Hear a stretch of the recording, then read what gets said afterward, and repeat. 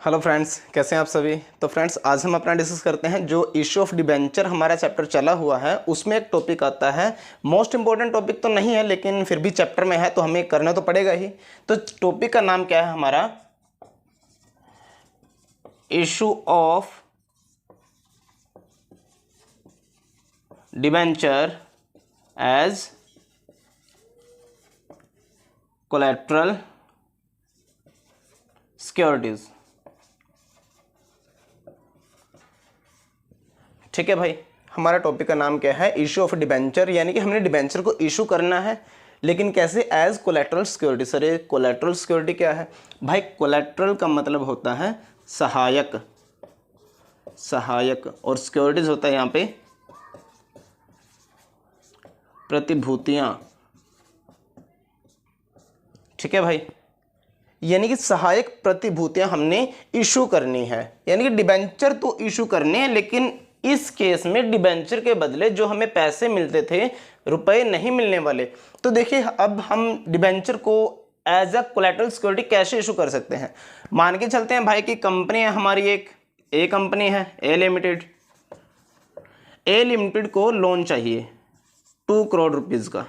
ठीक है भाई, अब 2 करोड़ का लोन चाहिए तो जैसे हमें किसी भी बैंक से अगर लोन लेना हो तो लोन जब लेते हैं तो गिरवी कुछ रखते हैं, तो वो गिरवी रखने के लिए हमारे पास एक बिल्डिंग है, जिसकी वैल्यू है 1 करोड़ 80 लाख। ठीक है भाई, यानी कि 1 करोड़ 80 लाख रुपए की हमारे पास एक बिल्डिंग है, बिल्डिंग की वैल्यू है ये, हमने बैंक को दे दी, ये ले भाई अपना बिल्डिंग संभालो और हमारा जो लोन है वो हमें प्रोवाइड करवा दो 2 करोड़ रुपए का। क्या मिल सकता है? नहीं मिल सकता भाई, क्योंकि जब भी हम गिरवी कुछ भी रखते हैं तो उसकी जो गिरवी रखने वाली जो भी हमारी बिल्डिंग है, प्लांट है, मशीनरी है, कोई भी अगर एसेट है, उसको जब हम गिरवी रखते हैं तो उसकी वैल्यू हमारे लोन से ज़्यादा की होगी। लेकिन यहाँ पर वैल्यू तो कम है, तो जितनी भी वैल्यू बची हमने कम, उसको बैंक को क्या बोला कि भाई ये तो आप रख लो, बाकी जो आपकी अमाउंट बची उसके बदले हम आपको क्या इशू कर देंगे, डिबेंचर को इशू कर देंगे। यानी कि हम उसको क्या बोलते हैं फिर, कोलैटरल सिक्योरिटी, यानी कि 40 लाख जो हमारा बचेगा, 40 लाख के हम डिबेंचर को इशू कर देंगे। और ये जो डिबेंचर इशू होंगे, यानी कि देखो इसके स्पॉट में इशू किए गए ना, जो प्राइमरी सिक्योरिटी है वो क्या है हमारी, प्राइमरी सिक्योरिटी तो बिल्डिंग हुई ना भाई, प्राइमरी सिक्योरिटी तो बिल्डिंग है, लेकिन जो कोलैटरल सिक्योरिटी ग्रुप में यानी कि बिल्डिंग के स्पॉट में सहायता के लिए क्या इशू किया गया, डिबेंचर को इशू किया गया। तो इसलिए हम डिबेंचर को क्या बोलेंगे, एज अ कोलैटरल सिक्योरिटी। तो अब देख लीजिए कि इसका ट्रीटमेंट बनेगा कैसे भाई। जैसे कि मान के चलते हैं जो कंपनी ए है, ए लिमिटेड, इसके 2 पॉइंट ऑफ व्यू बनते हैं भाई। एक हम ए डिस्कस करते हैं कि है क्या, ये बोलता है कि हमने बिल्डिंग दे दी और लोन ले लिया 2 करोड़ रुपए का। तो लोन लिए तो हमने एंट्री की bank account debit to bank loan account, ये तो हमने एंट्री कर दी। हाँ भाई 2 करोड़ का मिल गया लोन, बिल्कुल मिल गया। लेकिन ये बोलता है जो ए लिमिटेड कंपनी है, ये बोलता है भाई जब आपने बिल्डिंग दी क्या कोई कैश इनफ्लो हुआ? बिल्कुल नहीं हुआ। क्या कोई कैश आउटफ्लो हुआ? बिल्कुल नहीं हुआ। तो एंट्री क्यों करनी? जब कुछ इनफ्लो या फिर आउटफ्लो हुआ ही नहीं तो एंट्री क्यों करनी?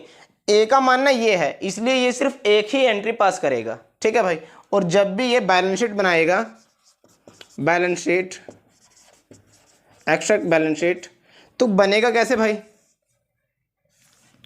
ये जाता है हमारा current year, previous year, note number, इधर जाएगा हमारा particular, note number, current year and previous year, ऐसे हमारी बैलेंस शीट बनती है। अब बैलेंस शीट में जाएगा क्या, इक्विटी एंड लायबिलिटीज। सेकंड हमारा क्या जाता है, नॉन करंट लायबिलिटीज, और जहां पे ये जाएगा भाई long term borrowing, long term borrowing. तो इसमें जो अमाउंट दिखानी है, अब नोट बना लेते हैं। हमारा जो नोट नंबर 1 बनेगा, नोट 1 हम बना लेते हैं इधर ही, ये इधर रुपीज़ का कर लेते हैं और इधर ही हमारा पार्टिकुलर रहेगा। तो भाई जो बैंक लोन मिला है, बैंक लोन कितने का मिला है, 2 करोड़ रुपए का। तो इधर क्या आएगा, नोट नंबर 1 और 2 करोड़ की यहाँ पे एंट्री। तो भाई ये रहता है, ये जो मेरा पॉइंट ऑफ व्यू है ये रहता है हमारा ए की तरफ से कि ए ऐसा मान के हमारी एंट्रीज करता है जिसमें नोट हमारा ऐसे बनेगा और बैलेंस शीट हमारी और एंट्री ये बनेगी, सिर्फ एक एंट्री। एक कंपनी है बी लिमिटेड, वो क्या बोलती है कि भाई मैं ए से एग्री हूं कि ए ने लोन लिया और उसकी एंट्री कर दी, bank account debit to bank loan account. 2 crore रुपए का लोन लिया था तो 2 करोड़ रुपए की हमने एंट्री कर दी, ठीक है। लेकिन अगर भाई हम समझें एक बार, तो एंट्री हम करते थे डिबेंचर को इशू करने की, bank account debit to debenture application and allotment account, और सेकंड एंट्री जाती थी हमारी debenture application and allotment account debit to debenture account. ये हमारी एंट्री जाती थी जब हम डिबेंचर को इशू करते थे, यानी कि जब डिबेंचर को इशू किया था तब हमें पैसे मिलते थे। अलॉटमेंट एप्लीकेशन से ये हमारा कट जाता है। तो बचा क्या भाई, ये सिर्फ वर्किंग नोट है भाई, कोई इसके टॉपिक से रिलेटेड एंट्रीज नहीं है, मैं आपको सिर्फ समझाने के लिए बना रहा हूं। तो बचा क्या, bank account debit to debenture account. ये एंट्री का मतलब क्या हुआ कि डिबेंचर इशू करने से रुपए तो आए हैं, लेकिन इन फ्यूचर डिबेंचर को इशू करना होगा, यानी कि वो देने होंगे। लेकिन अब डिबेंचर इशू करने से रुपए नहीं आने वाले भाई, वो एज अ कोलैटरल सिक्योरिटी रखे गए हैं, यानी कि रुपए तो आएंगे नहीं। तो बचा क्या हमारे पास, टू डिबेंचर अकाउंट। लेकिन डेबिट तो करना है, क्या करना है, क्या डेबिट करेंगे भाई, जब भी कुछ भी समझ ना आए, जैसे हमने +1 में किया था रेक्टिफिकेशन एंड एरर वाले चैप्टर में, अगर वहां पे कुछ समझ नहीं आता कि हाँ ये डेबिट हो चुका है, ये क्रेडिट हो चुका है, तो अब करें क्या। अगर डेबिट साइड रहता है डेबिट करना, क्रेडिट साइड रहता है कोई क्रेडिट करना, तो हम एक वर्ड यूज करते थे वहां पे। क्या वर्ड यूज होता था वहां पे भाई, कि सस्पेंस को डेबिट कर दें। आया कुछ याद, बिल्कुल। तो भाई क्या रहता है हमारे पास, डिबेंचर सस्पेंस अकाउंट डेबिट। कितने का जाएगा भाई डिबेंचर सस्पेंस, 40 लाख का बचता है ना, तो 40 लाख के हमारे डिबेंचर सस्पेंस को हम इधर ये एंट्री कर देते हैं। दोबारा देखेगा भाई हमने किया क्या डिस्कस, जो ए लिमिटेड है, ए लिमिटेड क्या मान के चलती है कि bank account debit to bank loan account. ये हम क्योंकि लोन लिया है 2 करोड़ का, तो एंट्री करनी पड़ेगी, बिल्कुल करनी पड़ेगी। इसका पॉइंट ऑफ व्यू ये है कि भाई जब हमने बिल्डिंग दी है, कोई कैश में इनफ्लो या फिर आउटफ्लो हुआ है, बिल्कुल भी नहीं हुआ। तो इसके लिए हमने कोई दूसरी एंट्री करने की आवश्यकता नहीं है, हम सिर्फ बैलेंस शीट बनाएंगे, extract balance sheet, particular not current year and previous year. Equity and liabilities हमारा मेन हेडिंग रहती है, नॉन करंट लायबिलिटीज में जाएगा ट्रीटमेंट लॉन्ग टर्म बोरोविंग का। नोट नंबर 1, नोट नंबर 1 क्या बना था, पार्टिकुलर और अमाउंट, बैंक लोन आया था सिर्फ 2 करोड़ रुपए का, तो हमने 2 करोड़ की एंट्री कर दी थी। अब ये अगर बैलेंस शीट बनाए तो कैसे बनेगी, balance sheet extract balance sheet कैसे जाएगा भाई, ये जाता है हमारे पास note number, particular, not current year and previous year. ठीक है भाई, current year and previous year. तो इसका जो ट्रीटमेंट रहेगा करने का, सेम पहले तो ये लिख लेते हैं, equity and liabilities, equity and liabilities जाता है इधर नॉन करंट लायबिलिटीज, और आगे जाता है हमारे पास ये लॉन्ग टर्म बोरोविंग। ये हमने बैलेंस शीट का फॉर्मेट बना लिया। नोट नंबर 1 को तैयार करते हैं भाई। नोट नंबर 1 बनेगा कैसे, यानी कि नोट्स टू अकाउंट, पार्टिकुलर, इधर ये रुपीज डाल लेते हैं इधर। भाई जाएगा कैसे, बैंक लोन आया ना हमारे पास, बैंक लोन कितने का आया, 2 करोड़ का, बिल्कुल आया भाई। इसने बोला अब आपने डिबेंचर भी तो इशू किए हैं, डिबेंचर कितने के इशू किए थे इस एंट्री में, 40 लाख के, तो इधर कितना लिखा, 40 लाख। भाई जब भी आप डिबेंचर को लिखोगे इधर, जितने आपने डिबेंचर को इशू किया है उतने को ही माइनस कर दीजिएगा। क्या एंट्री बनेगी हमारे पास, ये less debenture suspense account 40 lakh, तो ये माइनस हो जाता है इधर, तो नील है ये। तो जो मेरा बैलेंस बचा 2 करोड़ रुपए का, वो 2 करोड़ हमारा आएगा इस साइड। कहने का अर्थ क्या है भाई, ए लिमिटेड सिर्फ एक एंट्री करना मानती है कि एक ही एंट्री की आवश्यकता है, दूसरी एंट्री की आवश्यकता नहीं है। लेकिन बी लिमिटेड क्या मानती है कि हमने डिबेंचर दिए तो हैं, कुछ तो गया है हमारे एंड से, जो भी गया है ना भाई उसकी एंट्री तो करनी पड़ेगी। Debenture suspense account debit 40 lakh and to debenture account हमारे पास क्या जाता है, ये 40 लाख।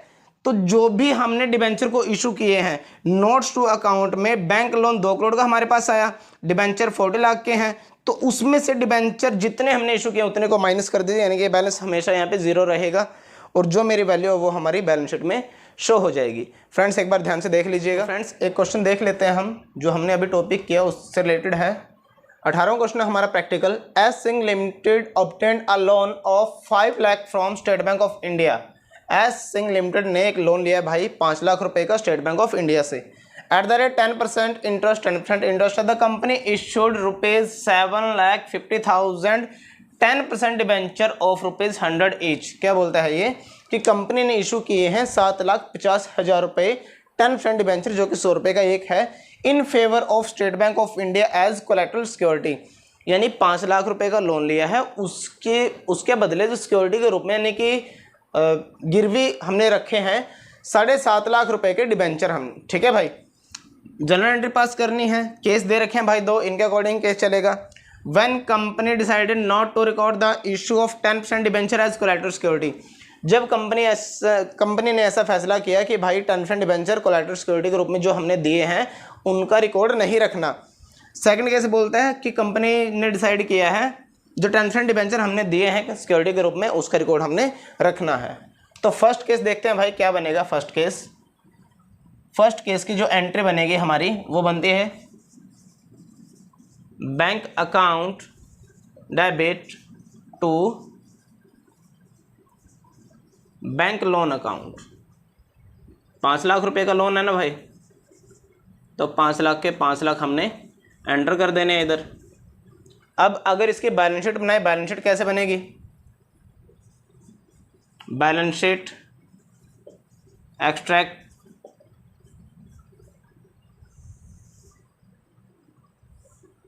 ये जाती है हमारी नोट नंबर, ये आएगा पार्टिकुलर नोट नंबर, ये आता है करंट ईयर और ये आता है हमारा previous year. Equity and liabilities, non current liabilities और ये आएगा इधर लॉन्ग टर्म बोरोविंग। ठीक है भाई, तो एक बार नोट नंबर बना लेते हैं। नोट्स टू अकाउंट कैसे बनेगा, नोट्स टू अकाउंट ये नंबर 1 नोट है हमारा, जाता है हमारे पास रुपीज़ और इधर आता है पार्टिकुलर। तो इधर सिर्फ एक ही टर्म जाने वाली है बैंक लोन के नाम से। बैंक लोन 5 लाख का है, तो इधर 5 लाख हमने मेंशन कर देने हैं।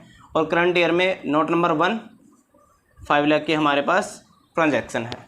ये बनता है हमारा केस 1, जिसमें एक एंट्री रहेगी हमारी बैलेंस शीट बनेगी भाई और नोट टू अकाउंट बनेगा, यानी कि नोट नंबर 1 बनेगा हमारे पास। सेकंड की अगर बात करें, सेकंड केस में क्या है, कंपनी ने डिसाइड किया कि रिकॉर्ड करना है भाई, तो फर्स्ट एंट्री तो हमारी कॉमन जाने वाली है, bank account debit to bank loan account 5 lakh, कितना इधर भी 5 लाख। ठीक है, और सेकंड एंट्री जो बनेगी हमारे पास डिबेंचर सस्पेंस अकाउंट डेबिट, ये एक एंट्री है। Second entry to debenture account, ये हमने सिक्योरिटी के रूप में दे दिए। कितने दिए थे भाई, 7.5 लाख के डिबेंचर थे ना, तो हमने 7.5 लाख रुपए दे दिए। ठीक है भाई, उसके बाद हमारा बनता है बैलेंस शीट। बैलेंस शीट देख लीजिए कैसे बनेगी। बैलेंस शीट एक्सट्रैक्ट सेम हमने करना है, current year, previous year, note number and particular, note number, current year and previous year. इसका जो बनेगा भाई equity and liabilities, non current liabilities, और इधर आएगा हमारे पास लॉन्ग टर्म बोरोविंग। ठीक है भाई। अब इसका जो नोट नंबर है वो देख लीजिएगा, नोट्स टू अकाउंट्स, तो कैसे जाता है हमारे पास ये पार्टिकुलर एंड रुपीज़ जाता है इधर आएगा हमारे पास बैंक लोन। हमने बैंक लोन लिया था भाई, कितने का लिया था? 5 लाख रुपीज़ का, तो इधर देख लीजिएगा 5 लाख रुपीज़। और इधर आएगा हमने डिबेंचर भी तो दिया है ना भाई कोलैटरल सिक्योरिटी के लिए, तो क्या आएगा इधर डिबेंचर्स, कितने डिबेंचर हैं भाई 750 के, और इसमें से लेस क्या कर देंगे, लेस डिबेंचर सस्पेंस। क्योंकि भाई ये जो हमने एंट्री की है, ये वाली एंट्री, ये डिबेंचर हमारे क्रेडिट में है, यानी कि यहाँ से हमारी लायबिलिटीज़ क्रिएट होती है। अगर हमारी लायबिलिटी यहाँ पे खड़ी हो जाती है, क्योंकि जब एंट्री करते थे bank account debit to debenture, इसका मतलब था कि इन फ्यूचर हमने डिबेंचर देने हैं, उसके बदले रुपीज़ हमें मिल चुके हैं, यानी डिबेंचर के लिए तो लायबिलिटीज़ क्रिएट हो जाती है ना। तो इस लायबिलिटीज़ को हम इधर ही ख़त्म कर देते हैं, इसको इसमें से माइनस कर देते हैं सेम अमाउंट के साथ, तो ये हमारा नील आता है यहाँ पे। तो ये जो 5 लाख की अमाउंट है हमारी कहाँ पे आएगी, note number 1 and 5 lakh rupees इधर। तो ये था भाई हमारा क्वेश्चन नंबर 18 जो हमने अभी टॉपिक किया उससे रिलेटेड। एक बार फ्रेंड्स ध्यान से देख लीजिएगा, अगर कुछ ना समझ आया तो कमेंट कर दीजिएगा। आई होप आपको ये वीडियो भी समझ आई होगी friends. Thank you very much.